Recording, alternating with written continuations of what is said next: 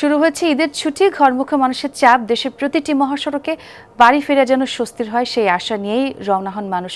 তবে রাস্তা দুরবস্থার কারণে প্রতি বছরই হয়রানির শিকার হতে হয় যাত্রীদের। ঢাকা বরিশাল মহাসড়কের মাদারীপুর অংশ খানাখন্দে ভরপুর, সেই সাথে থ্রি হুইলারের দাপটে দুর্ঘটনাও ঘটে প্রতিনিয়ত। এসব হয়রানি থেকে মুক্তি পেতে প্রশাসনের কঠোর নজরদারির দাবি যাত্রী চালকদের।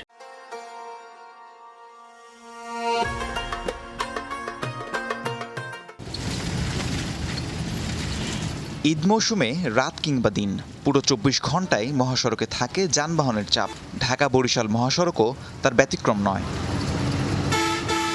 পদ্মা সেতু চালুর পর থেকেই এই রুটের চাপ বেড়েছে কয়েক গুণ, কিন্তু সেই অনুযায়ী হয়নি সংস্কার। ফরিদপুর থেকে বরিশাল পর্যন্ত ৬ লেনে উন্নীত করার কথা থাকলেও নানা জটিলতায় থমকে আছে কাজ।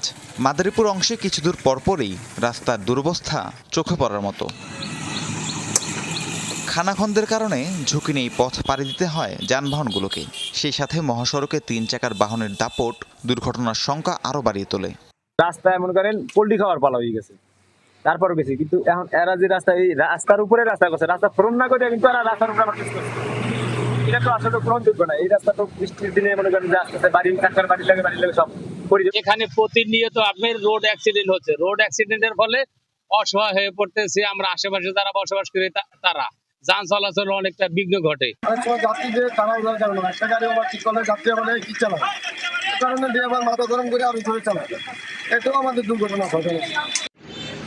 ঢাকা ভাঙা এক্সপ্রেসওয়ে নিয়েও ভয় থাকেন স্থানীয়রা। গাড়ির দ্রুত গতির কারণে এই রাস্তায় দুর্ঘটনা নতুন কিছু নয়। বিষয়গুলো সমাধানে প্রশাসনের নজরদারির তাগিদ যাত্রী চালকদের।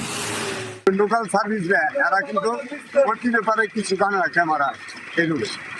তারা যদি গাড়ি নিয়ে ঢুকে তাহলে দুর্ঘটনা করার সম্ভাবনা আছে। অটো অ্যাক্সিডেন্ট করে, অটো হলো প্রায় থাকে গ্রামীণ, আপনি সিঙ্গেল দিব টাপ করে ব্রেক, আর পিছে কি গাড়ি চলছে। যাতায়াত বেশি, গাড়ি বেশি, কিন্তু রোড হলো অনেক ছোট। এটা অতি শিগগির এটা মনে করেন আপনার 4 লাইন 6 লাইন করা উচিত। সড়ক সংস্কারের পাশাপাশি ঈদে যেন অতিরিক্ত ভাড়া না নেওয়া হয়, সেই বিষয়ে আমলে নেয়ার দাবি সচেতন মহলের। রাহিম সারোয়ার, যমুনা নিউজ।